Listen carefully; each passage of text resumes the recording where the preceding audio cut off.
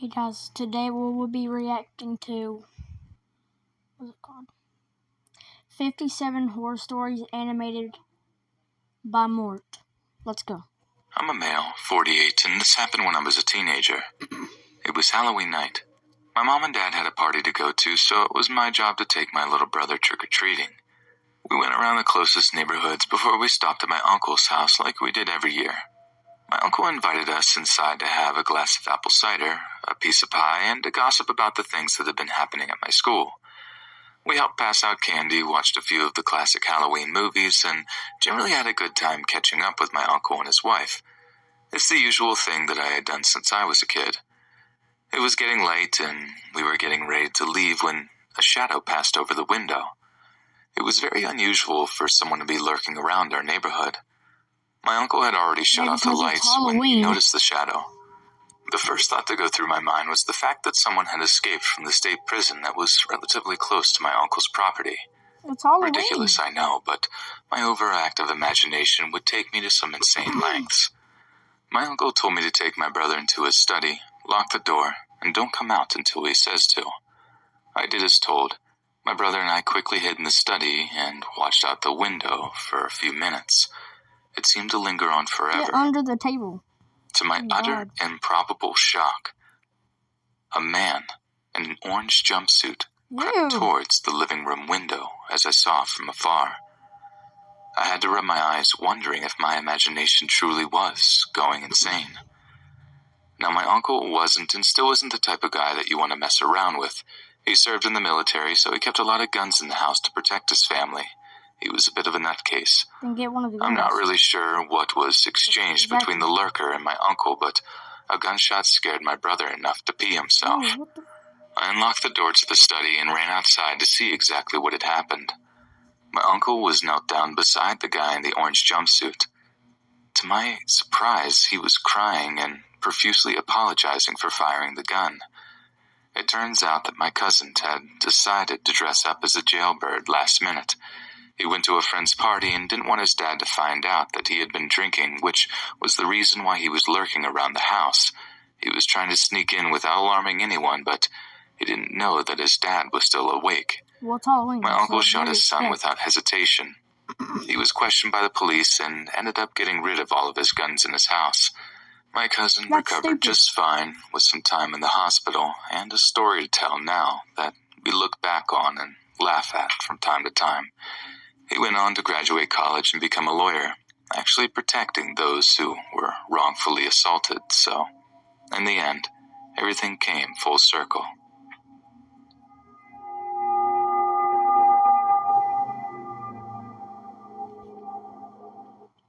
Okay, so the fact that it was Halloween, right? But he was looking through the windows. Wouldn't he know what his, friend or whatever he was? Wouldn't he remember what he looked like? I mean, you just don't, oh, that's my cousin, I'm gonna shoot him now. I mean, that's just me, but let's go. I'm 18, female, and still scared about what could have happened last year. For the sake of privacy, I'll call my girlfriend Lisa.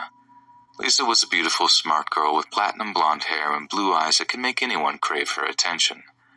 I hadn't been dating Lisa very long, maybe 5 months if that. Our relationship may not have lasted long, but I didn't have any hard feelings after the traumatic event we experienced. My girlfriend and I decided to go out with a bang for our final Halloween as youths by trick-or-treating as sirens. You know, the mythical Greek creature that lures men to their death with a special song. The costumes were on the slightly exposed side, if you know what I mean. We wore short dresses with ripped stockings and high heels, which drew more attention than we had hoped.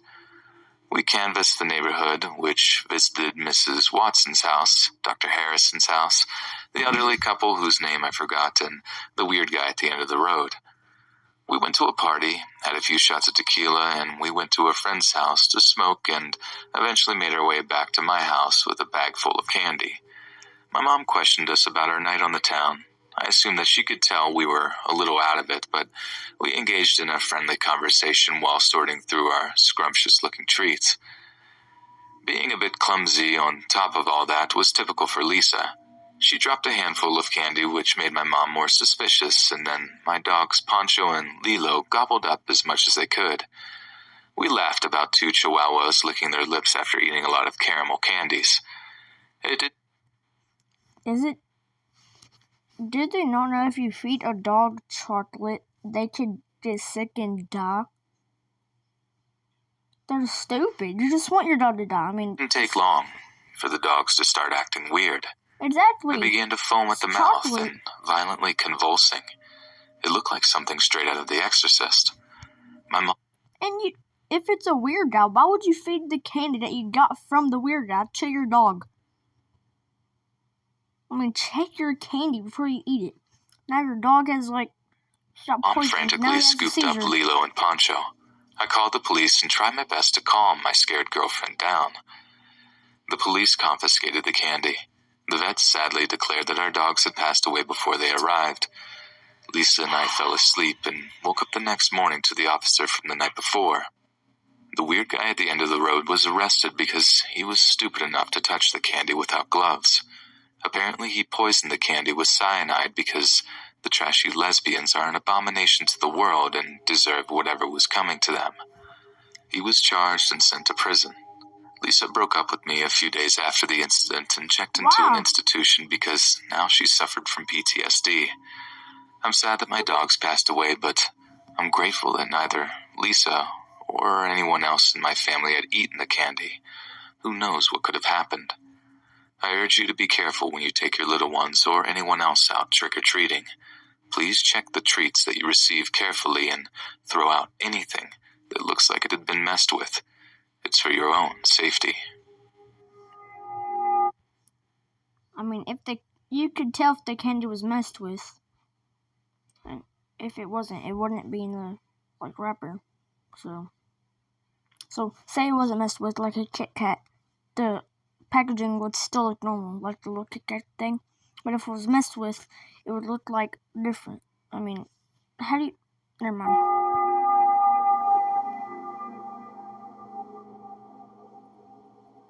On the train yesterday, I saw a guy from IO2. I wanted to talk to him, then I noticed he had trouble with picking up rings. 301 room inspection. What did they... Shoot, you just built a public toilet at home? Exactly. I'm a male, 33 years old, and this happened the one time I decided to join in on the Halloween fun. My town is a small, tight community who watches out for everyone. Strangers don't usually come into town without someone knowing. Here's the events that really made me scared of the world. The Halloween Carnival comes to town every year. It's a town favorite and personally the only thing I have been looking forward to because my parents finally agreed to let me go. I usually wasn't allowed to participate in the festivals due to my health issues while growing up. Let's be honest. Being the kid with health issues isn't the ideal way to grow up because no one wanted to be friends with me yet that year. I was excited to be going with the kids next door, though. I suited up in the warmest clothes I could find, made sure that I had my inhaler, and hurried over to the neighbor's house. The parents drove us to the festival, told us to keep an eye out for anyone we didn't know and to meet back at the entrance in a few hours. The first thing we did was gorge on cotton candy. My parents didn't let me have candy because it was bad for you. Go figure. My stomach was aching by the time we walked across the carnival to the Ferris wheel. I decided to sit down while the other kids did their thing.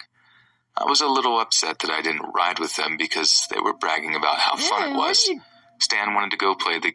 What is that face? What? Okay. Let's just continue. Games they had, but Leela, Marco, and I wanted to go to the haunted house. We wasted about 15 minutes arguing before we flipped a coin and decided that the house was next. And that was a big mistake. The haunted house, the ghoulish favorite for teenagers and irresponsible adults, was the biggest event on our to-do list. Naturally, the line was about a mile long. Maybe an hour was spent waiting until we reached the entrance. The worker watching the front door warned us to turn back now or be cursed with the unnerving nightmares that can be caused. Stupid, I wish I would have listened to him, though. Leela and I held hands while walking through the first hallway where a zombie jumped out at us. Nothing too scary. The next event was the ghost of a victim who wouldn't rest until she collected what was hers. I didn't get the chance to find out what that was because someone grabbed my arm and pulled me away from the crowd. I screamed as loud as I could, but it was useless with the loud noises and creepy music that was blasting in the cramped building. What happened to your girlfriend? I thought it was a part of the show when I noticed that the exit was getting further and further away. My breathing started to get heavier. My chest felt like it was tightening, and then I started crying. Something warm ran down my leg, and I knew I was having a panic attack. Oh my God. I fumbled the pocket of my coat for my inhaler, but dropped it when the person pulling me away told me to shut up. I'm not really sure what happened after that because I woke up to the paramedics kneeling beside me holding a mask over my face. I could finally breathe. The man that had pulled me away from Stan, Leela, and Marco was a stranger that had been hiding in the building that they used for the haunted house weeks before the carnival got there. My parents were beyond angry that I had nearly been kidnapped in a crowded place that should have been safe, but the police had failed to have enough patrol around the area. It turns out that Stan had been the first person to realize I wasn't holding on to Leela anymore. He panicked and grabbed the other two so they could get help. Their parents found a police officer and they stormed through the haunted house where they found the man dragging me down an unused corridor. I'm very lucky to have been such a fearful wimp because the other kids wouldn't have even noticed that I was gone if it weren't for them not being able to hear my girlish screams. I guess that you really don't know what kind of people can be lurking around your town, no matter how small it may be. You never really know what could happen in the most crowded of places. Did you just fly away? What? I was almost kidnapped in a haunted house, and it turns out that I wasn't the first person he had tried to get. He had been roaming the States for years, and now he's locked away in prison somewhere, while I live in the mountains far from society, and far from the criminals that used to be harmless. Don't trust anyone that says a crowded place is the safest. They're just not seeing the bigger picture.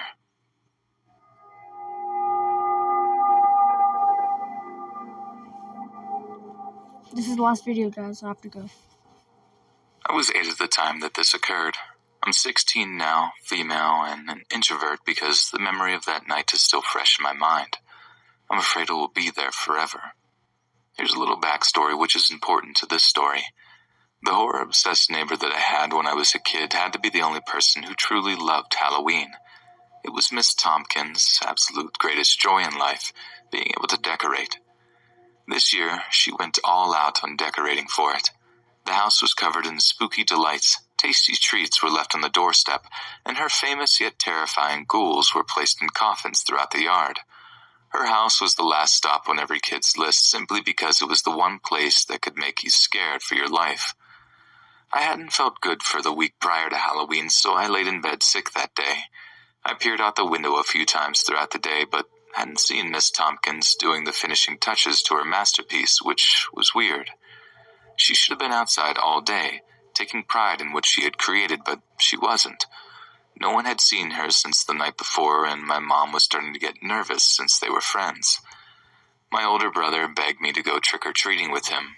Ew. I considered lying about feeling better just to get candy, but my dad wasn't having it. He told me that I could help pass out candy. I had soup for dinner, cold medicine, and dressed up. That's probably the weird guy that poisoned that one girl's candy. Wait. That little girl kind of looks identical to the girl that the weird guy poisoned. So, are you telling me that this guy is about to, when he grows up, he's about to poison warmly with hot chocolate. My dad and I sat on the steps of the front porch, passing out candy to the other kids. They'd dance or tell us a silly joke for the candy and run down the street. Everyone avoided Miss Tompkins' house because her porch light wasn't on. She wasn't looking out the windows like she normally does, and she wasn't answering my mom's calls. A lot of the neighbors knocked on her door. She never answered, so they shrugged it off as her having the flu like most of the neighborhood did, and everyone went home. My dad and I waited on the porch until about 10:30 that night. It's the same candy bag that she had. When the last of the stragglers went home and Miss Tompkins never shut off the fireworks like she did every year before. My brother and I stayed up a little later than usual to sort through the candy he had gotten. My parents went to sleep, and soon after that so did I. I woke up the next morning to an empty house. My parents were outside talking to the other neighbors about what went on the night before. I guess my mom had a bad feeling the day before. She tossed and turned all night, so she decided to check and call the police. Exactly. A few officers checked the area, knocked on the front door, but got no answers, so they called it a night as well. A patrol car had been sent earlier the next morning. He thought the coffin sitting in Tompkins' yard was cool. He walked up to the nearest coffin to admire the hard work that had been put into the decorating. I guess he touched the fake blood around the corpse's neck, and it wasn't corn syrup. Miss Tompkins' ex-boyfriend had been jealous of her new relationship. He had been harassing her for weeks about getting back together, but she refused. She told him that she was doing well since they had broken up, and he didn't take that so well. He waited until early Halloween morning to break into her house, cut her throat while she was sleeping, and he put makeup on her face. He dragged her out of the house and stuffed her body in the coffin before leaving town. And to my knowledge, he hadn't been caught, and her death was never justified. Miss Tompkins was a good woman that just wanted out of an abusive relationship. I guess she finally got what she wanted, but not the way that she had hoped. Because of how elegant her yard was decorated, it took an entire day to find her. Please be careful what or who you let into your life, or you might just end up like Miss Tompkins, just a ghoulish decoration on display for the entire town to see.